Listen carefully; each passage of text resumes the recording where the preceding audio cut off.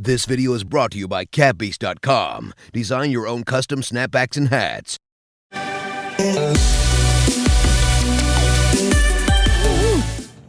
What's up, guys? It's Drac, and today we're going to be talking about the Nerf LongShot. Now, there have been a ton of different versions of the LongShot, and I am ashamed to say that I do not have all 5 of them out in front of me right here. I wanted to make this video with all 5 LongShots. Maybe someday I'll make a video about all of the Nerf rifles or whatever, like sniper rifles. I've done these in the past. They tend to go over really well. People like seeing the history of these blasters, and the LongShot is really great because it has not only an awesome history from like a retail perspective, but also a really great history from a modification perspective, and that's why I brought out the Night Fury as well. So there are 5 LongShots here, and there are 5 different LongShots total, but I don't have the Elite LongShot because its distribution was really poor in the United States. I keep meaning to pick one up. I've seen them in Canada, I've seen them in Singapore, and I'm always like not in a great place to, they're just such a large blaster that putting them in a suitcase really takes up the suitcase. But let's start at the beginning, a very good place to start. So the LongShot came out in 2006, and the LongShot came out in Elite Blue,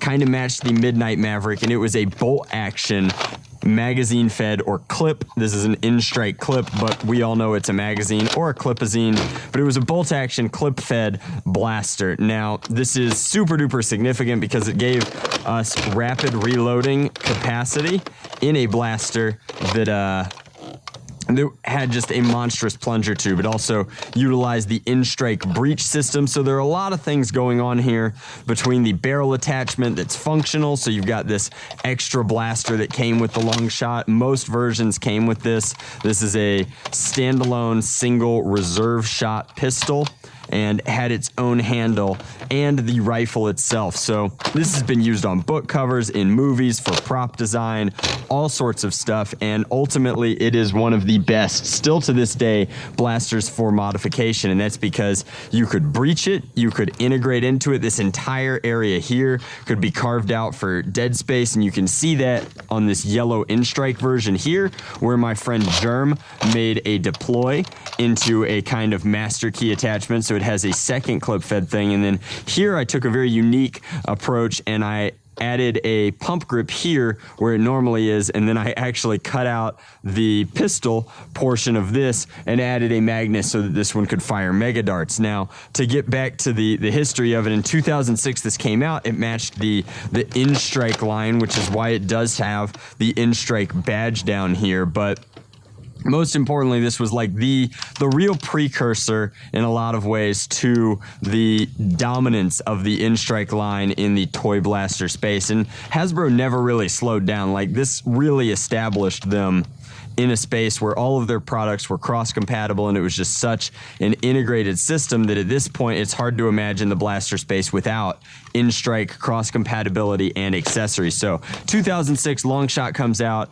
It's insane. Humans vs. Zombies isn't even a game yet, really. So like, it's not even a significant HVZ blaster. It's just really great for people who want to modify for NIC play. That's Nerf internet community at the time. That's basically just a shorthand for saying that shooting Steffens at very high FPS. So guys like FA24 really like made these into monsters, and then Rogue after him made some insane LongShots. Then up to 2000, I think 7, we have the yellow in-strike version, and this is when the brand got really consistent. All of the in-strike blasters came in this yellow color scheme. They were yellow and black. They looked great, guys, and so you got really good integration ability here because, again, like, this is just a deploy, and it's also an in-strike blaster, believe it or not. The LongShot remained, however, the best of the direct plunger blasters. You can see here the deploy was a reverse plunger blaster, which is part of why it's so bad.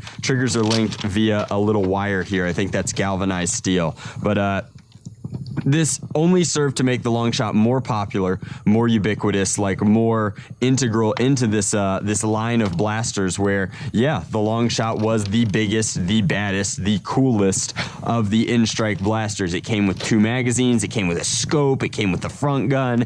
It was really an all-in-one package to dominate the backyard, and this is the one that a lot of HVZ players would use later on. Now, there was a little blip where Walmart did what was called the Crimson Strike line in 2009. So fast forward 2 more years, 2009, and we got Red Strike blasters. The problem is they didn't make enough of them, and since they didn't make enough of them, they've become very rare and very expensive. This is a mint condition, good shape Crimson Strike LongShot. I would kill to have the scope and the front gun as well, but I'm very happy that I have 2 of the base blaster. Now, overseas, I have seen these sell for like hundreds and hundreds of dollars. Here in the States, where they were released exclusively, they tend to sell for about $200-300. So very expensive blaster, but also very nice. A lot of people really like the red plastic. INB4 commenters will say, why don't you just paint it red? Well, it's not the same. Sometimes you want an unpainted perfect blaster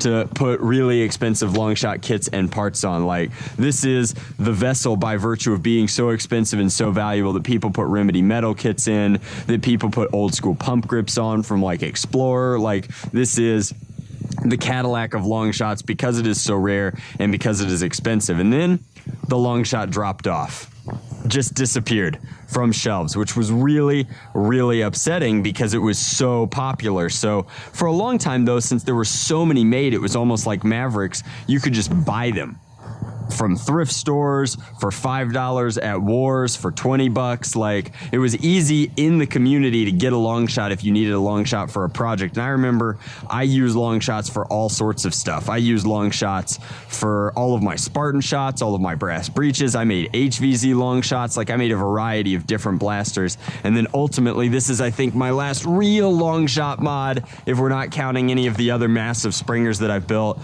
This is the Night Fury CS Infinity. It's a Firefly and Magnus integration, so a dual integration. Shows you what the scope looks like, shows you a lot of what the potential is on these. This is a Nerfomania style pump grip. It's not the nicest pump grip around because it's not like injection molded and CAD designed. However, it gets the job done, and it's really cool, and my buddy Nam made it. I hand detailed this one. I'm very happy with how it turned out. I'm not sure if this has...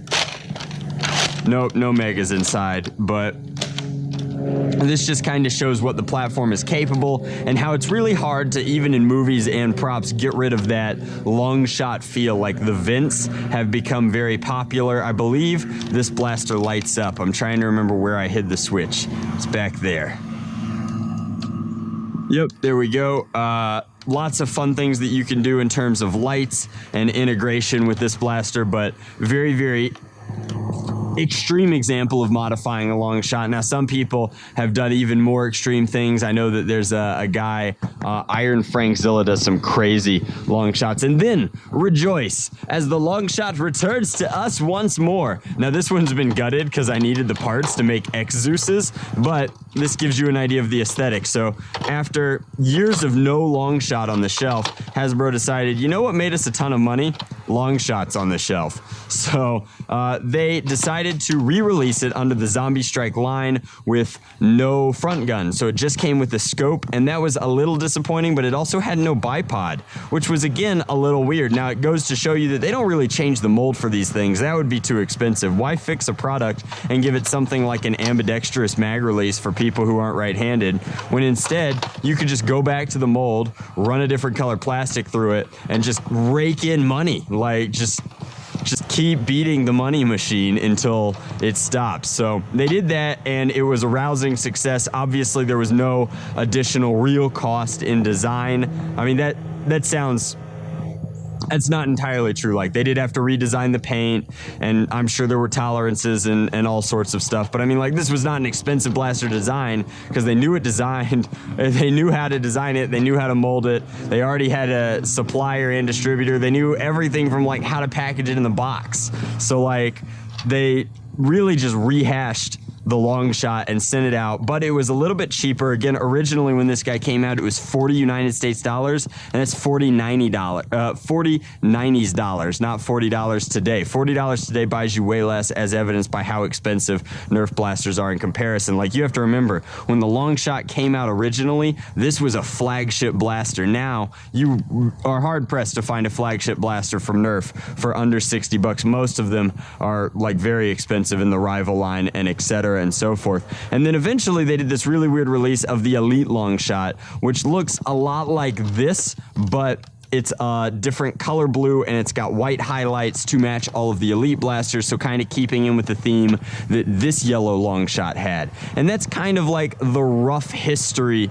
of the LongShot, at least in so much as I understand it. And right now you can find the Elite LongShot on shelves in certain countries, and you can still find the Zombie Strike LongShot, and I know Target at least has the Zombie Strike LongShot in Los Estados Unidos. So that's just my take on it. This is obviously one of my all-time favorite blasters. I've done so many builds with it. I've collected so many rare LongShots from famous modders like Germ and FA24 and Rogue, all of which I've tried to mention in this video because it's impossible to tell the story of the LongShot in the NIC without mentioning those people. But that's really it. I just wanted to share with you like kind of my take on the line. My favorite is obviously the Crimson Strike LongShot. I hate to tell you guys that because it is so expensive and there just aren't enough to go around, but that is my personal favorite. Let me know in the comment section below, please, what your favorite version of the LongShot is. Are you a new nerfer who really likes the Zombie Strike look? Do you really like the old school neon kind of thing going on? Like, look at this. This is ridiculous. Remember back when Nerf cared and they did multiple colors of paint on their logo? Like, that's a dual colored logo right there. That doesn't happen anymore, guys. It's a little sad, but thank you guys very much for watching this video. Hopefully you enjoyed. That's a look at the entire LongShot line, sans the Elite LongShot, which one day I'll get my hands on one. And if anybody knows where I can track down a front gun and a scope, let me know, because this guy wants to be whole once more, like the Demon Barber of Fleet Street. But thank you guys for watching. As always, much love. Nerf on, Drac out. Comment down below. Share with your buddies. Dab on the haters. I'll see you next time. Bye.